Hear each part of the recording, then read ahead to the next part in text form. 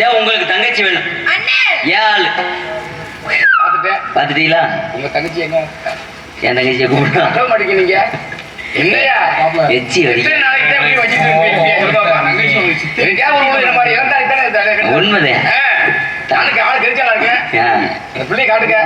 என் தங்கச்சி உங்களுக்கு ஒரு முறைக்கு சின்னமாமாக வேணும்.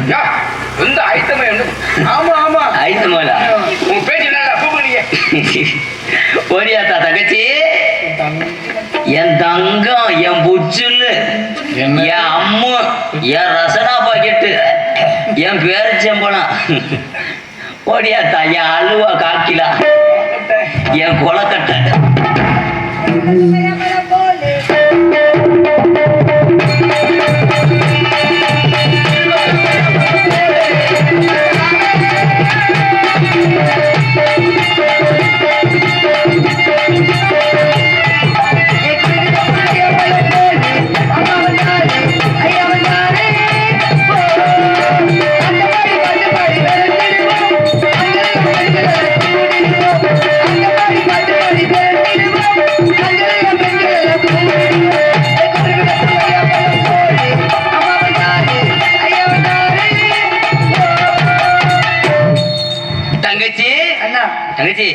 நம்ம இடத்துக்கு வெள்ளிமலையில இருந்து வேடுவர் வந்திருக்காரு. இங்க எதுக்கு வந்தார்? மான தேடி வந்திருக்காரு. மான நீ பாத்தியா? பார்க்கல. ரெண்டு பேருமே பார்க்கல. அப்ப நான் மட்டும் எப்படி பார்த்திருப்பேன்? நாங்க சொல்லி பார்த்தா கேட்க மாட்டேங்கிறாரு. சொல்லி பார்த்தா கேட்கல. ஆமாத்த. நானும் கொஞ்சம் சொல்லி பார்க்கவா? சொல்லி பார்க்கணும்ல. வணக்கத்துக்குரிய வன வேடுவரை தங்களை வருக வருகவன வரவேற்கிறேன். தாங்கள் வந்து நோக்கம் மானை தேடி வந்தார்கள் கூறினான். தம்முடைய மான் இங்குதான் வந்ததா எப்பொழுது என்பதை விளக்கமாகவும் ரத்தின சுருக்கமாகவும் கூற வேண்டும். அருமையான பேச்சு, நல்ல வரவேற்பு. வருமொழியிலே அழகான மான் குளத்தை பார்த்தேன். அது ஒரு மான் அழகானது, அன்பானது, மிக ஒரு பாசமானது. ஆனா எத்தனையோ மானை பார்த்திருக்கேன். சரி, ஆனா இதுக்கு மாறி மாவடி பெருமைய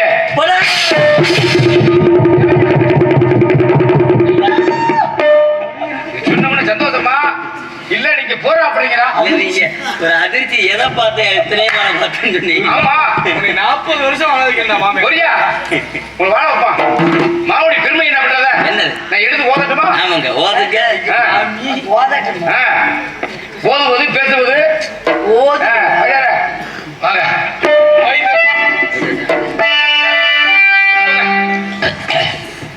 இதுவரையிலும் இந்த அற்புதமான கிராமத்திலேயே நாங்கள் சிறியவர்களாக இருந்தாலும் எங்களுக்கு வாய்ப்பு கொடுத்து விடியும் வரையிலே ரசித்த அன்பு சார்ந்த கிராமத்தாரர்களுக்கும் பெரியவர்களுக்கும் தாய்மார்களுக்கும் விழா கமிட்டியாளருக்கும் சிறந்த முறையில் நன்றி அன்று அந்த வணக்கம் வணக்கம் வணக்கம் வணக்கம் வணக்கம் வணக்கம். நாடு செழிக்க வேணும் பாட்டு பாடுறதுக்கு இருங்க, யாரும் போயிடாதீங்க சொல்ல வந்து.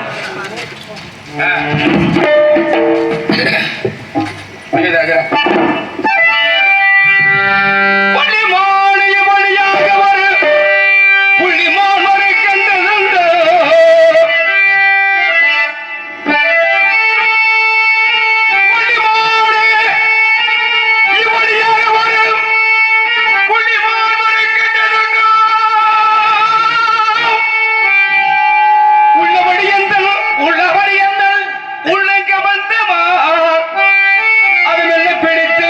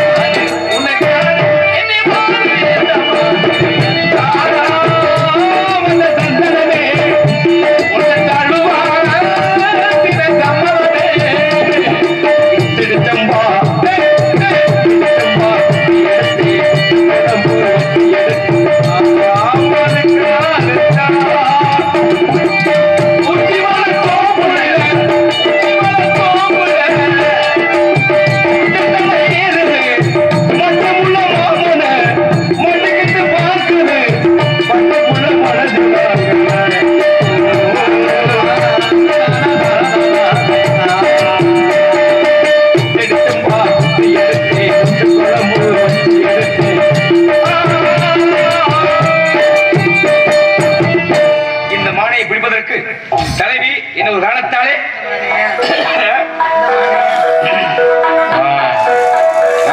பாருங்க, சொன்ன உடனே அடிக்குதா மணி, எல்லாம் காரணம் தான்.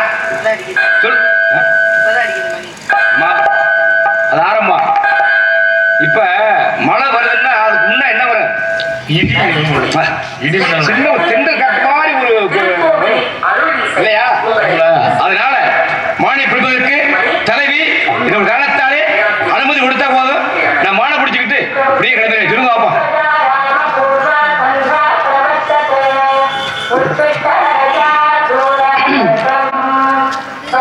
என்ன வாதத்துக்கு மருந்து உண்டு, பிடிவாதத்துக்கு மருந்து இருக்கா இல்லையா? அப்படி கிடையாதுங்க. அனுமதி கொடுக்கக்கூடிய இடத்துல அனுமதி மறுக்கப்படாது. அனுமதி இல்லாத இடத்துல அனுமதி கொடுக்கணும், அனுமதி கொடுக்க முடியுமா? இப்பதான் அவங்க பார்த்திருக்கேன். ஐயா நீ எந்திருக்காரு என்ன ஏது விசாரணை பண்ணணும். தர முடியாது அது ஆணவம். நீங்க தான் உங்களுடைய உங்களுடைய எல்லா விதமான விஷயங்களும் என்கிட்ட எடுத்து சொல்லிட்டீங்களே, அதுக்கப்புறம் திரும்ப கேட்கலாமா? முன்னாடி நான் யாரு, எங்க இருந்து வந்தேன், எதுக்காக வந்தேங்கிற விஷயத்தை எல்லாமே நீங்க சொல்லுங்க. இதுக்கு முன்னாடி பார்த்தனா இல்ல பேசுறாங்க, அண்ணன் பேசியிருக்கேன், உங்க தோழி பொண்ணு பேசியிருக்கேன். சரி, இப்பதான் சந்திச்சிருக்கேன். இப்பதான் கேட்கிறேன், அப்பா ஐயா நீங்க எந்த ஊரு, என்ன செய்ய, அப்படி கேட்கணும். எதுக்கு கேட்கணுங்கிறேன். தர முடியாதுன்னு வார்த்தை வந்தா அனுமதி கிடையாது, தர முடியாது. அனுமதி இல்லைன்னு சொன்னா பொறுமா. இப்ப நான் கேட்கிறேன் ஒரு விஷயம், ஒரு பொருளை வந்து ஒருத்தர் கேட்கிறான். சரி, அந்த பொருளை கொடுக்க போது என்ன வேணும்? என்ன வேணும்? என்ன வேணும்ன்றேன். என்ன வேணும்? முதல்ல அந்த பொருள் வேணும். நீ கேளுங்க, விஷயம் கேட்கிறேன், ஒரு பொருள் கேட்கிறேன், அதை கொடுக்கணும் அப்படின்னா என்ன வேணும் முதல்ல?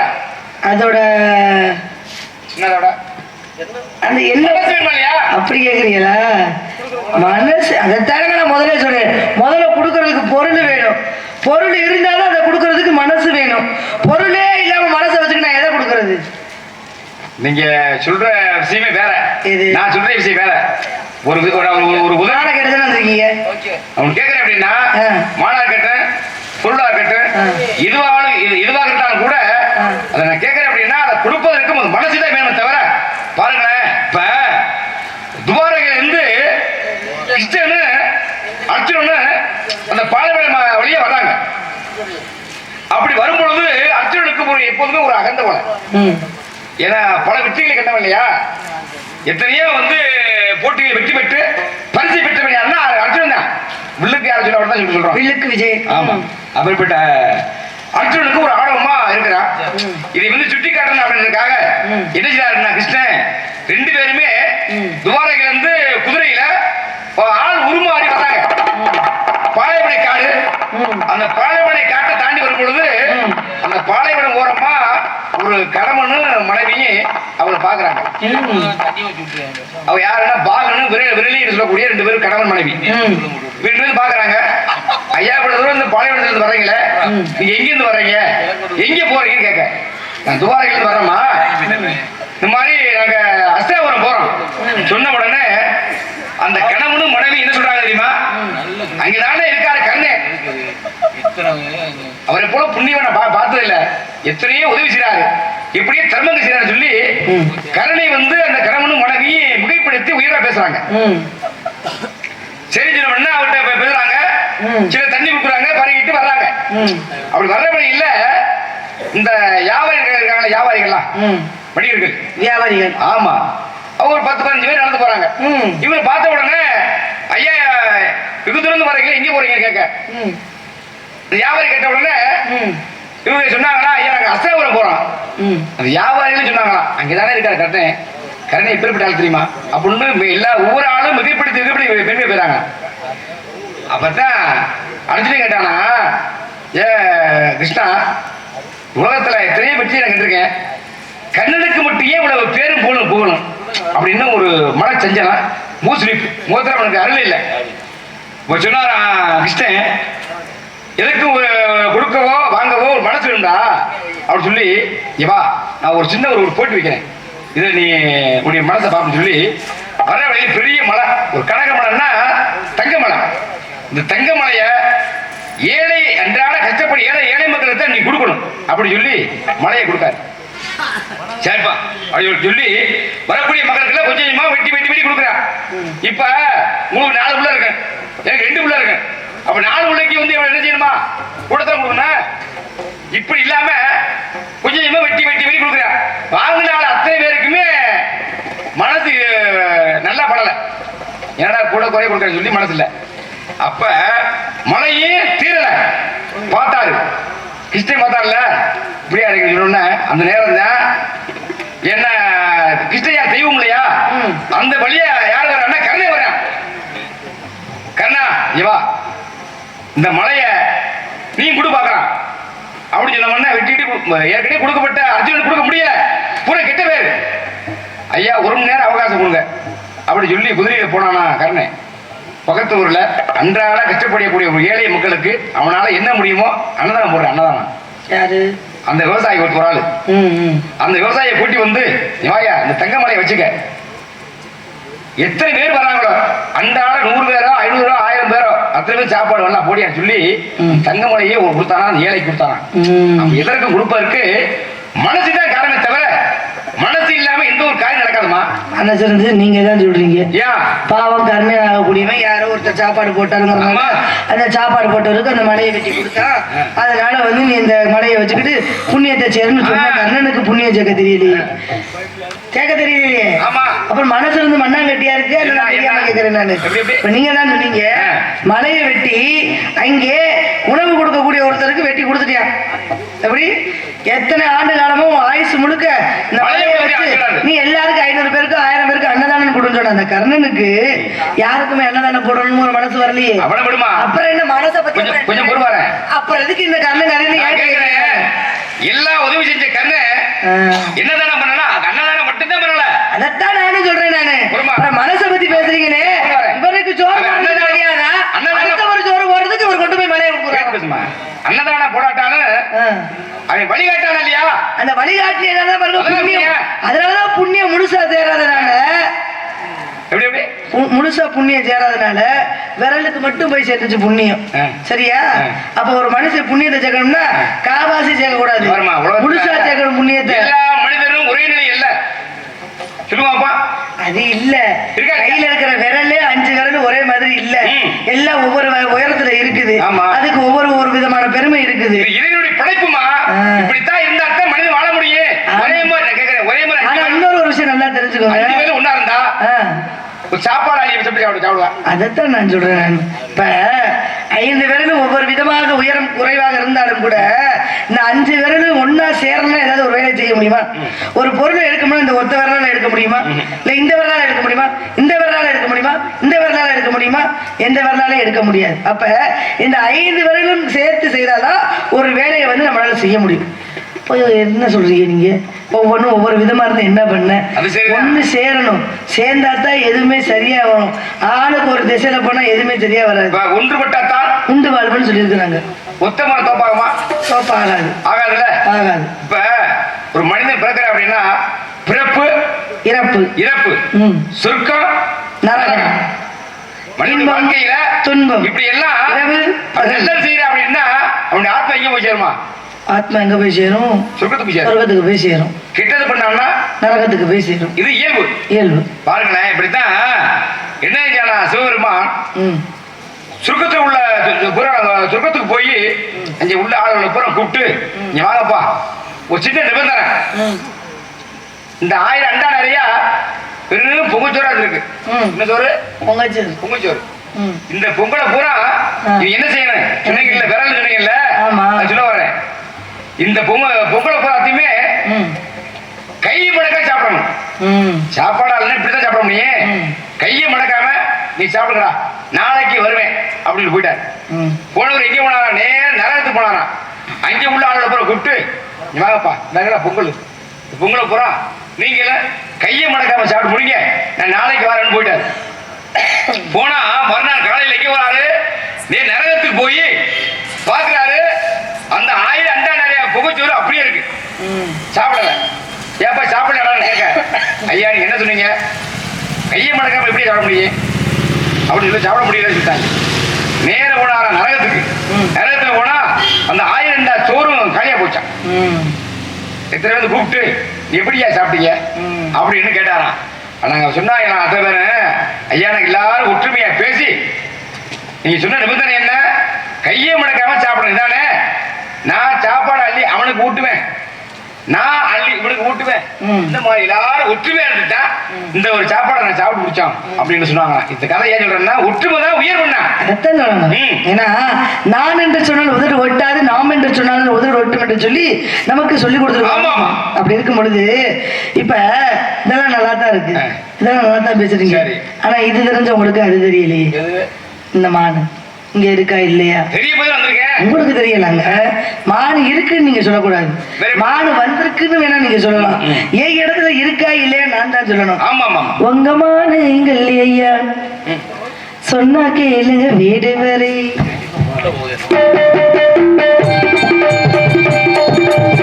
உங்க மானு இங்க இல்லையா சொன்னா கேளுங்க வீடு வரை. பட்டமான ரொம்ப செய்யல வீடு வரை. பட்டமான ரொம்ப செய்யல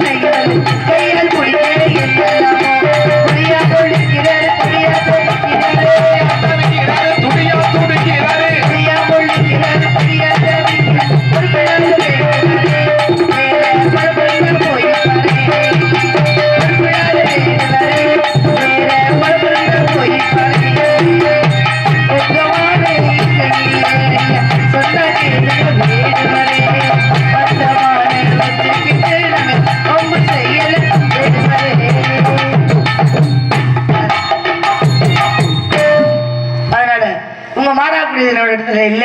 இந்த வனத்துக்குள்ள வேற எங்கேயாவது இருக்கலாம், போய் தேடி பாருங்க. என் நேரத்தை வீணாக்காதீங்க. குட்டியாடு வந்தா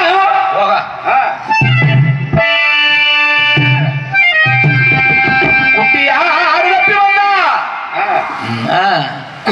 குள்ள நடிக்க சொந்தம், குள்ள நடிக்க சொந்தம், குள்ள நடி மாட்டிக்கிட்டா, குள்ள நடி மாட்டிக்கிட்டா, குள்ள நடி மாட்டிக்கிட்டா, குள்ள நடி மாட்டிக்கிட்டா. இந்த வேடனுக்கு சொந்தம், இந்த வேடனுக்கு சொந்தம். பெட்டக்கோழி வந்தா, பெட்டக்கோழி எப்படி வந்தா, கட்டி சேவலுக்கு சொந்தம், கட்டி சேவலுக்கு சொந்தம். சட்டப்படி பார்க்க போனா, ஏமா நியாயப்படி பார்க்க போனா, ஏமா நீதிப்படி பார்க்க போனா, ஏமா இந்த ஒரு பஞ்சாயத்து படி பார்க்க போனா. சொல்லுங்க, உலகத்துல நாய் நீதியா வாழ்ந்தாத்தான் வாழ்க்கை. சேர்மானங்களும் சரியா இருக்கணும். கூட நட்பு அது கேளத்த முடியும். பாருங்களேன், தங்க கட்டி இருக்கு, தங்க கட்டிய என்ன செய்யணுமா, அந்த உருக்குடா செம்பு கலந்து உருக்குடா தான் செய்ய முடியும். ஆபரணங்கள் பொருளா பார்க்க முடியும். முத்துப்பாண்டி வரும். இப்ப சாப்பாடு செய்யணும்னா அந்த அளவா போட்டா தான் சாப்பிட முடியும். நாலு சொல்லிட்டு சேருமா கணக்கு இருக்கா இல்லையா?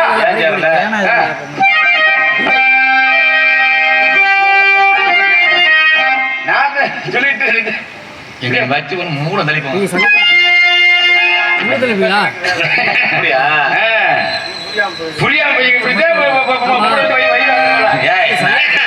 இப்படி சேர்மடல் சரியா இருந்தா வரையில சரியா இருக்க மாட்டாரு. சரி, அதுல வரேன். அதனால நான் எப்படி பார்க்க போனா, நான் எப்படி பார்க்க போனா, பஞ்சாயத்து படி பார்க்க போனா, பஞ்சாயத்து படி பார்க்க போனா. குட்டி, இந்த குட்டி, அது குட்டி, அது குட்டி, இந்த குட்டி, அந்த குட்டி. இந்த வேடுவருக்கு மட்டும்தான் சொந்தம், இந்த வேடருக்கு மட்டும்தான் சொந்தம். ஆமா ஆமா ஆமா.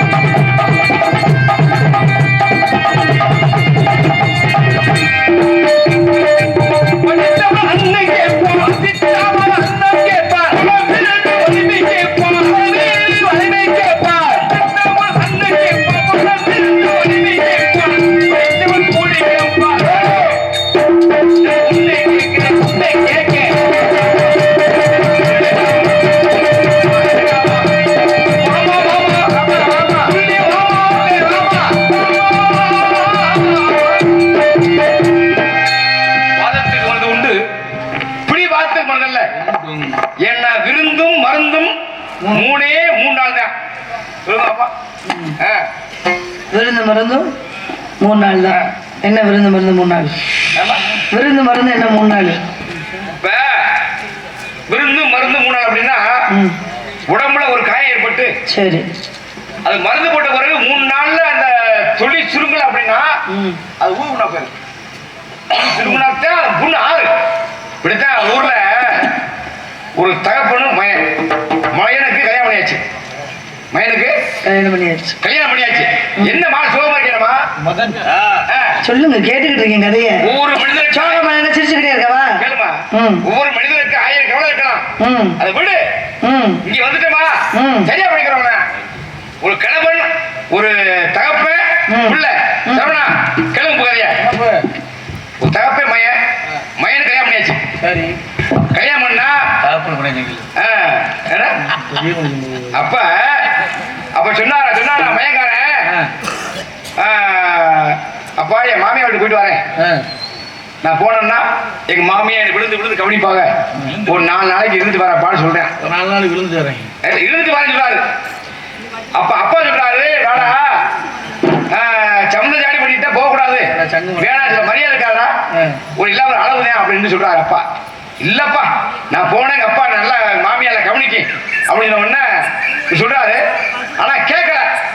சரிடா நீ போனா போறது போற உனக்கு சொல்ல நல்லா தெரிஞ்சுக்க.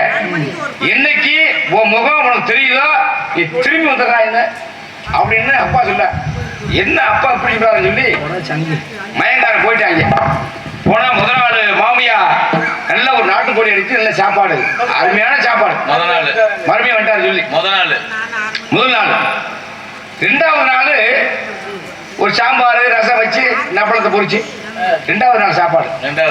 என்னடா மருமையார் வந்து 2 நாள் ஆச்சு போகலையா நீ செருப்படா சொல்லி 3வது நாள் ஒரு பழைய ஒரு குண்டாவோட கஞ்சியை ஊற்றி 2 வெங்காயத்தை உரிச்சு போட. இவன் கஞ்சியை படைஞ்சிட்டு இப்படி புடிஞ்சு பார்த்துருக்கேன். அந்த நீரா தெரியல முகம் தெரிய. அப்பா யாவும் இருந்துச்சு. என்னடா உன் முகம் எப்படி உனக்கு தெரியுது திரும்பி வந்தா சொன்னாரு. அப்ப இனிமேல் வந்து இருக்கூடாதுன்னு சொல்லி மயங்கார திரும்பி வந்தானா. இப்படி விருந்து மருந்து 3 நாள் தானே. சரி இப்ப நீங்க என்ன விருந்து சாப்பிட வந்தீங்களா? இங்க இல்ல விருந்து சாப்பிட வந்தீங்களா இல்ல மருந்து போட வந்தீங்களா? என்ன மாடு தேடி தானே வந்தீங்க. மாடுதான் இங்க இல்லன்னு சொல்றேன்ல.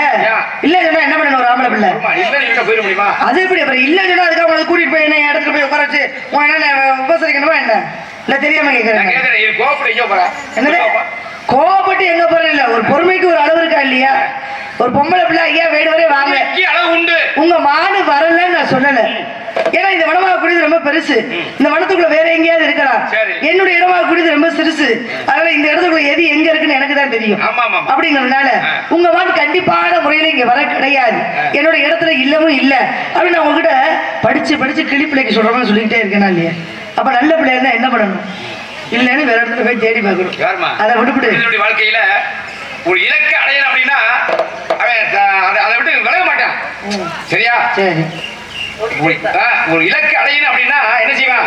அப்படி குறிக்கோள் ஃபுல்லாமே அப்படி கவனம் பூராமே அங்கேதான் இருக்கு. அது எல்லாத்துலயுமே நீங்க 1000 விஷயம் சொல்லலாம், மாநிலம் சொல்லலாம், என்ன சொல்லலாம். ஆனா பிடிக்காம போனா யாரு கட்டுங்க?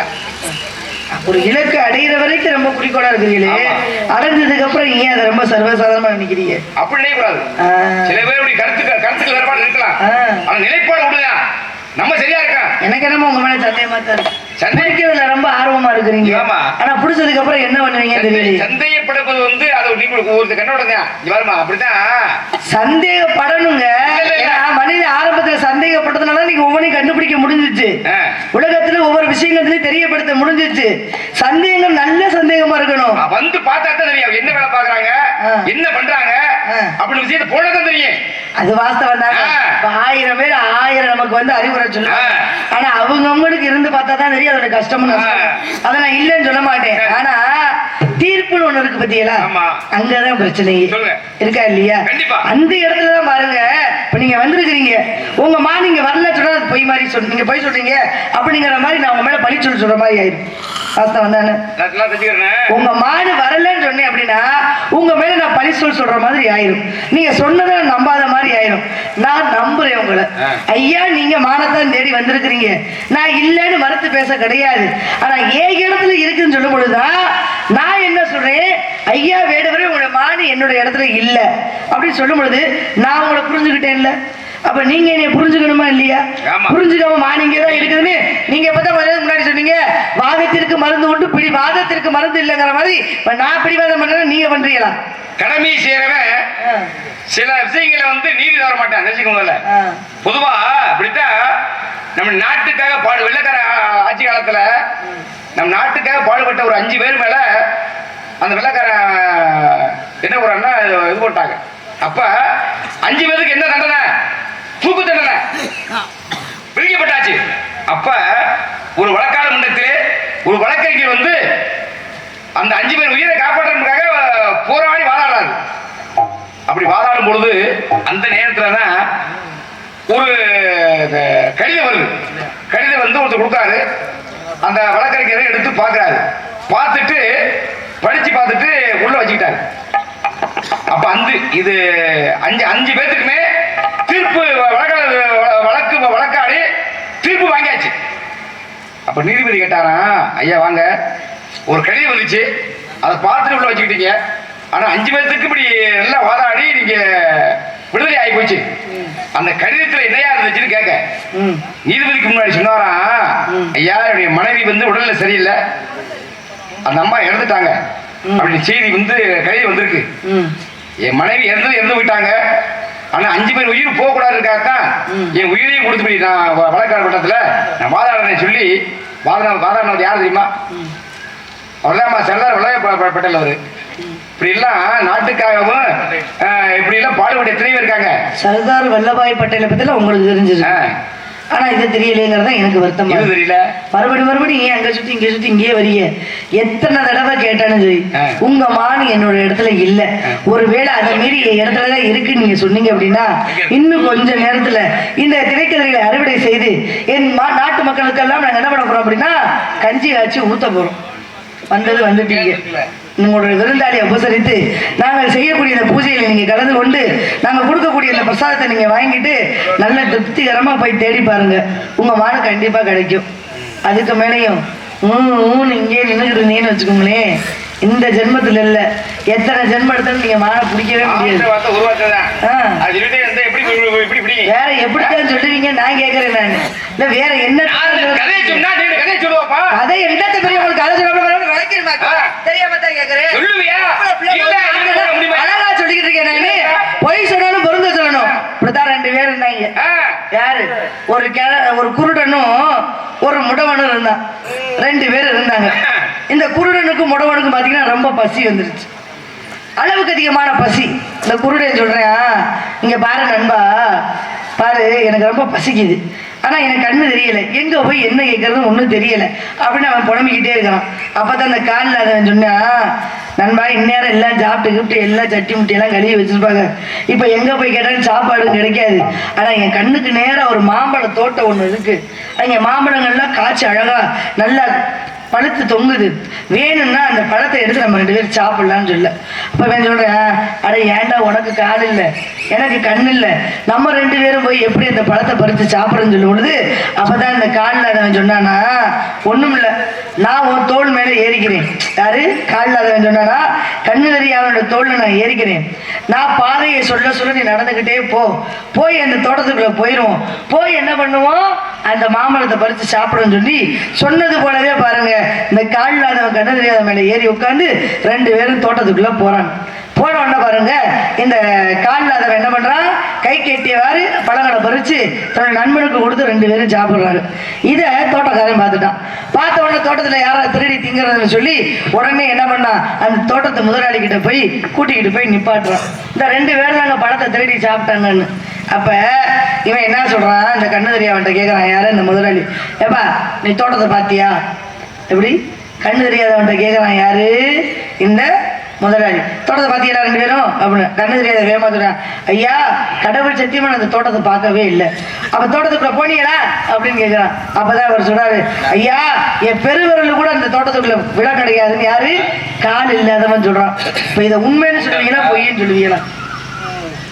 இதை உண்மைன்னு சொல்லுவீங்களா பொய்ன்னு சொல்லுவீங்களா? கண்ணு தெரியாத என கேட்கிறாரு தோட்டத்தை பார்த்தியான்னு. அவன் சத்தியமா நான் தோட்டத்தை பார்க்கலங்கிறியா. கால் இல்லாத கிட்ட கேட்கிறாரு நீ தோட்டத்துக்குள்ள போனியான்னு. அவன் முக்காலும் சத்தியமா நான் தோட்டத்துக்குள்ள போகல, என் பெருவிரல் கூட அங்க படலன்னு சொல்றான். இதை பொய்ன்னு சொல்லுவீங்களா உண்மைன்னு சொல்லுவீங்களா? பழம் சாப்பிட்டியா அங்கன்னா அங்க இந்த தீர்ப்பு என்ன வரும்? இல்ல தெரியாம கேட்கிறேன். கதை உங்களுக்கு மட்டும் தான் சொல்ல தெரியுமா? எங்களுக்கும் சொல்ல தெரியுமா? சரியா? பொய்ய சொன்னாலும் பொருந்த சொல்லணும்னு சொல்லியிருக்கிறாங்க. உலகத்துல புதிரான கதைகள் இத்தனை கதை இருக்கு, விடி இல்லாத கதைகள் இத்தனை கதை இருக்கு. இவருக்கு இப்படித்தான் சொன்னீங்கல்ல, செவிடக்கா சொன்னீங்கல்ல, இப்படித்தான் ஊர்ல ஒரு 3 பேர் இருக்காங்க. நல்லா இருந்தாங்க. யாரா தெரியுமா? நீ சொன்ன மாதிரி ஒரு செவிடையா ஒரு குருடைய ஊமைய 3 பேரு எப்படின்னா நண்பர்கள் இருக்காங்கல்ல. தம்பி சரவணே பாலச்சந்திரன் சிங்கன் எல்லாம் பிரிய மாட்டாங்க எப்போதுமே. அப்ப நண்பர்கள் யாருமா நட்புக்குன்னு ஒரு இலக்கணமே இருக்குமா. இப்ப இந்த 3 பேரு எங்கே போனாலும் பிரிய மாட்டாங்க. இதுல இந்த குருடனுக்கு அழகான ஒண்ணு மாதிரி அழகான பெண்ணை கல்யாணம் பண்ணி வச்சாச்சு. யாருக்கு? குருட்டு பயலுக்கு. சரி. இதுல செவிட இருக்கேன் ஊமையா இருக்கேன். 3 பேரு குளத்து கையில உட்கார்ந்து அவங்க பேசிக்கிட்டு இருக்காங்க. பொதுவாக செகிட குருட ஊமைக்குள்ள ஒரு மனக்கணக்கு இருக்கு.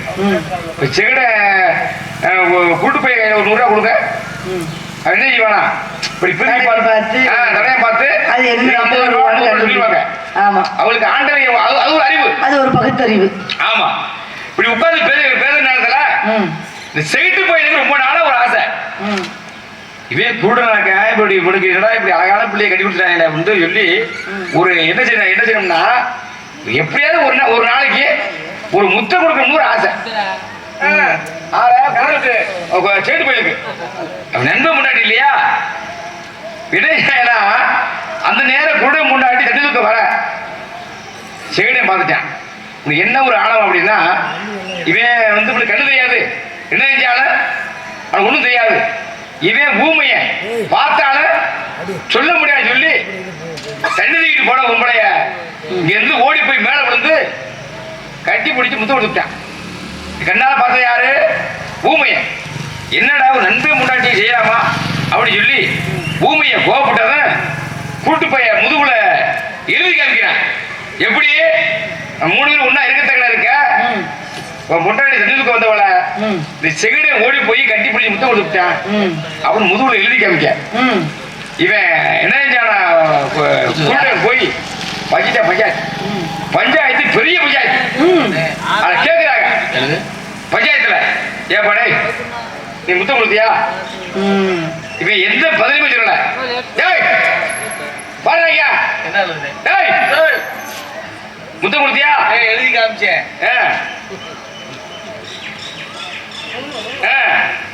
சொன்ன உடனே இவன் பதிலே சொல்லல. சொல்லுங்க கண்ணால பார்த்த வேண்டிய ஊமைய ஏண்டா நீ பண்றதே பண்ணி விட்டு இல்ல கேட்கிற சொல்லப்பட சொல்லி ஊமைய கோப்பிட்டத அங்கிருந்து ஊனு ஓடியாந்து சீட்டு போய் விட்டா எங்க தெரிஞ்சுக்காம சேர்த்து அடிக்க அதே மாதிரி நான் எழுதுவேன். இவர் சொல்லுவாரா காது விட்டு கொடுக்க முடியாது. செவிட நான் குருட முண்டாட்டியை முத்து கொடுத்தா உனக்கு என்னடா அப்படி சொன்னா அப்ப தவறு பண்றவங்க இன்னைக்கு தடவை அழுத்த இருக்கா இல்லையா? இருக்கு. தவறு பண்றவங்க தண்டனை வச்சா சந்தோஷம் தான். சரி, தவறே பண்ணாதவங்க தண்டனை வருத்தம் தான். அப்ப நீங்க இன்னொரு நான் கூட நட்பு கேடா முடியும்ட்டேன் நீ போனவர் அப்படின்னவோ அதான் நடக்கும். அது சரி, அது என்னமோ வாஸ்தவமான ஒரு பேச்சு. உலகத்துல காதலும் பொய்யே, அன்பும் பொய்யே, நட்பும் பொய்யே, கட்டிய கணவனும் பொய்யே, மனைவியும் பொய்யே சொல்ல போது இந்த ஆசை மட்டும்தான் பாருங்க உலகத்துல மெய்யா இருக்குது. ஒரு மனுஷனுக்கு ஆசைங்கிற ஒரு விஷயம் என்னைக்கு அழியுதோ அன்னைக்கு எல்லாம் சரியா வந்துடும். அதனால இந்த இடத்துல போயா போயா போயா போயா போயா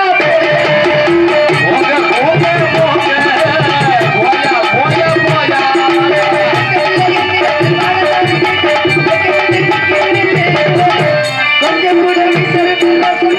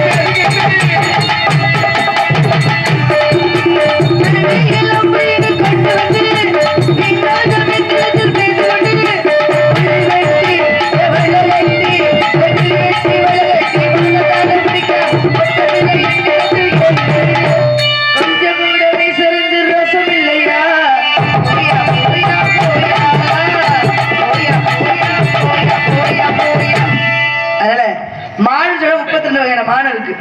நீங்க தேடி வந்த மானுக்கு என்ன அங்க அடையாளம் சொன்னீங்க அப்படின்னா நாங்க தேடி வந்த மானைத்தானா மான் ஐத்தான் மானுக்கு உண்டான அடையாளம் தானே.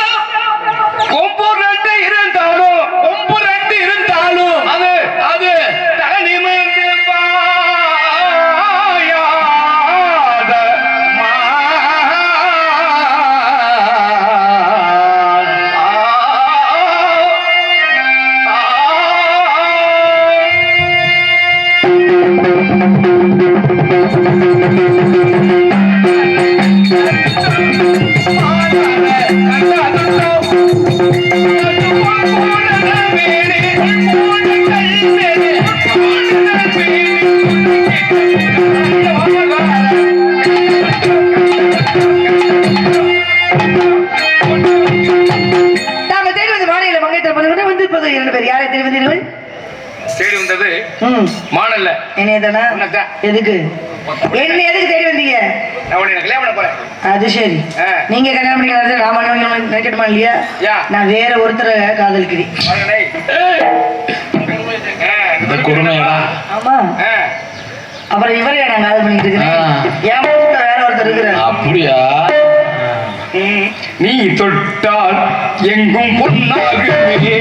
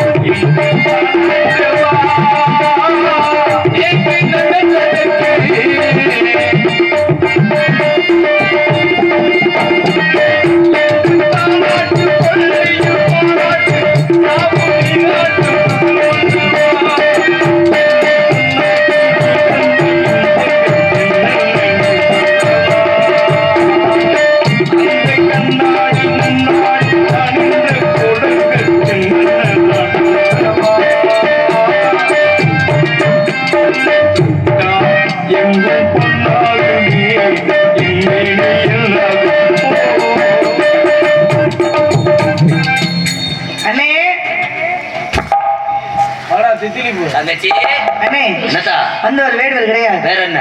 என்னை திருமணம் செய்து கொள்ள வேண்டும். அப்ப நம்ம குடும்பத்துல ஒரு நல்லது நடக்க போகுதுன்னு நினைச்சு ஆ, நம்ம சாமியை கும்பிடுவோம். நல்லா நடக்கிறதுனா அவர் கூட கல்யாணம் பண்ணிக்க. இல்ல தங்கச்சி, அண்ணனுக்கு ரொம்ப நாளா கல்யாணம் ஆகல. உன்னைய கடத்தி கல்யாணம் பண்ணி விட்டா தான் எனக்கு கல்யாணம். எப்படியாவது நீ தான் தள்ளி விடலாம்னு நினைக்கிறேன். நம்ம முருகப்பெருமான வணங்குவோம். வணங்குவோமா? சொல்ல சொல்ல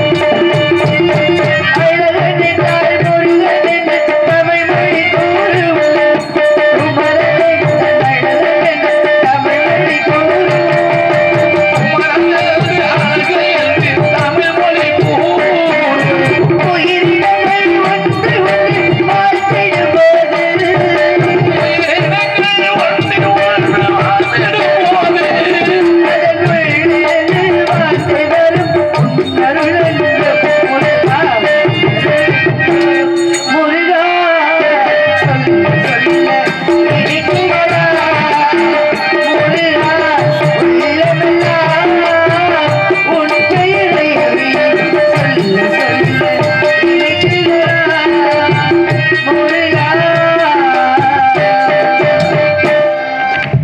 சுவாமி வீரனாக வீரனாக வந்தவனான் தான். என்னுடைய விளையாட்டு என்ன வர வேண்டும்? சுவாமி தரத்திலே நம்மளால் இருக்க முடியும், ஆனால் தாரத்திலே அப்படி இருக்க முடியாது என்று காரணத்தினாலே தங்களை வணங்க வருபவர்கள் வள்ளி தெய்வயானை என்று எனக்கு முதலம் கொடுக்கும்படியானால் நான் தங்களை மறந்து கொள்கிறேன் சுவாமி. ஆகட்டும், இன்று முதல் என்றும் வள்ளி தெய்வானை வள்ளி தெய்வானை என்று இந்த நாட்டு மக்களே உன்னை போற்றுவார்கள். அப்படியே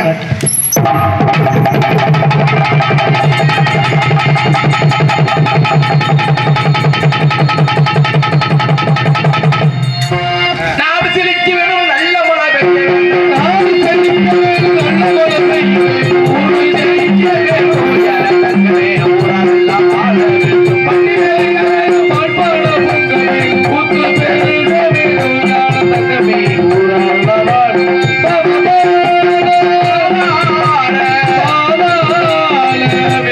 உலக நீராம ரூப உலக